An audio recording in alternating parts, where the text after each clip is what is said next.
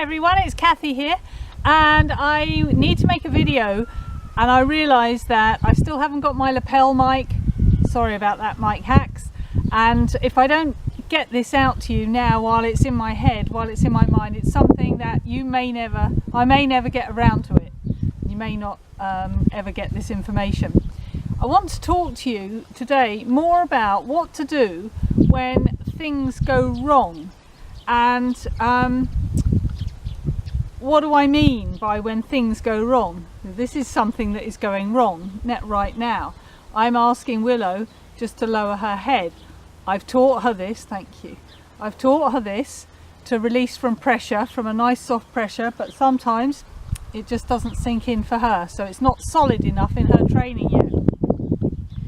I think that we should go through life in anything that we want to learn with one hand up, reaching up for the information from people who we know what we want to learn, and the other hand down, dragging the people along with us who want to come on our journey. And that's what the purpose of this video is, to bring those of you with me who are trying to get this all figured out. So I read the other day on a blog post that this person's opinion was that natural horsemanship, she's never seen more dysfunctional horses as a result of natural horsemanship. And I gave that comment a little bit of thought, because what really is happening is when you go about things in the natural order, what we're really looking at is the truth. And it's a bit sunny there, I'm just going to move over here. Okay, so what I was saying was that when we use natural horsemanship as our methods of training, what we're actually left, or what we actually have, is the truth. Because if you don't go around things in a way that the horse can understand, then you're just masking your problems, you're not solving the problems. And I got a big problem with this horse, and it's horrible for me to admit that, because I support quite a few people on their journey in natural horsemanship, but I figured out she's a bit like a wheelbarrow. She's hard to push and easily upset. And she had been pulling away, like pushing straight through the halter, pushing into pressure anytime she got scared. And I asked my natural horsemanship mentor, what can I do about this? And she didn't tell me the answer.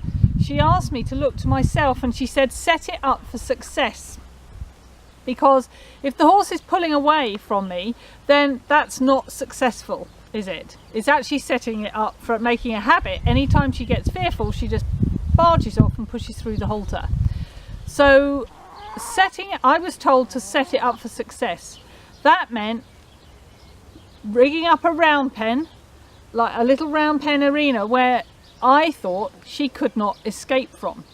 Now, the reason I do that is most of the clients that I go to, they don't have all these fancy sand arenas and round pens. They have got a paddock and they've got a little bit fenced off, if we're lucky. Some people now, I'm taking them down to the beach, and if you look on my Facebook page, you'll see some videos of beach activities, and that's a true test of what the relationship, what the connection is between the horse and rider. But anyway, back to the round pen.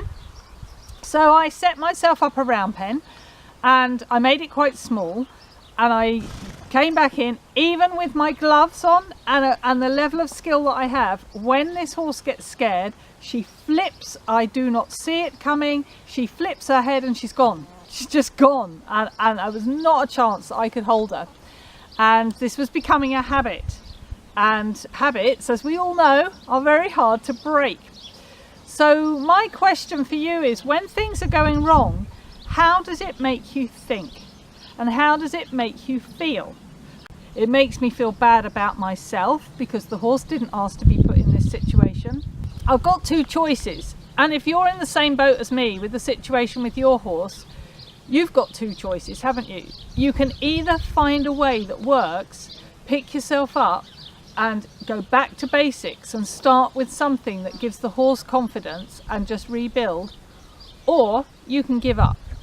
Anyway, so we got the round pen set up, and I made it quite small, and I had a lot of success. She tried to pull away 3 times, actually 4 times, just stopped and changed direction and got scared and tried to pull away. And because I was in a small space, I was able to stop that.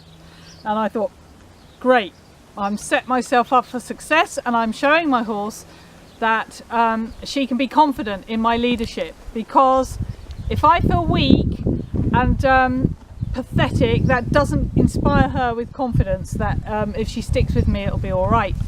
So I sent a message of appreciation to my mentor, telling her thank you for spotting the things that she told me to do. She said it's absolutely imperative that Willow understands she understands not to push into pressure. She must give to pressure. I mean, that's an expectation now. I'm not making that a demand, because I told this mentor, I said, it's interesting that you've set me that task. I'm not winning at that, but the horse understands what I want her to do. It's got to be the lightest, softest suggestion. When you see them naturally in the field, it's the lightest, softest suggestion for them to move away. So I sent this message of appreciation, and then I told them that I was going to make my round pen a bit bigger and start making progress. So 2 nights ago I thought, we've had 7 good sessions in here, and I don't want to make it boring, and I don't want to make it like prison for her. I want to make it a place of learning that she can feel confident and safe. So I thought, I'm going to now teach her to change direction while she's moving, and we did that fabulous, absolutely fabulously. At walk it was no problem.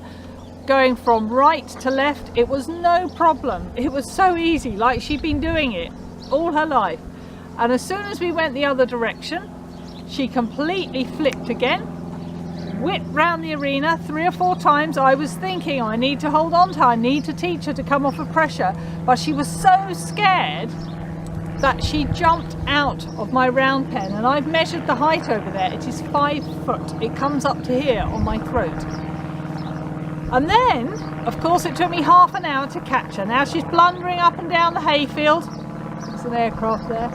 Blundering up and down the hayfield with 22 foot of line flailing behind her. Her adrenaline is right up, and she is in prey animal fearful mode. And I couldn't catch her. That's never happened before. How do you think that made me feel? It's made me feel pretty bad. Anyway, of course I caught her, and of course I'm here to tell you the tale. And then the next day, what did I do? I just went back to basics again. There's nothing else that I can do. I need to be sure that I don't allow this horse to become emotional. I've got to try really hard to not be the cause of the upset. So I hope that's been helpful. I want to do some video of showing you of her moving, and I'll do that for another time. But this one was really, you know, those of you who follow me and comment on my stuff, it's a lot to do with the mindset and our own emotion. When our mindset is wrong and our own emotion is wrong, I don't know how, but the horses pick up on that.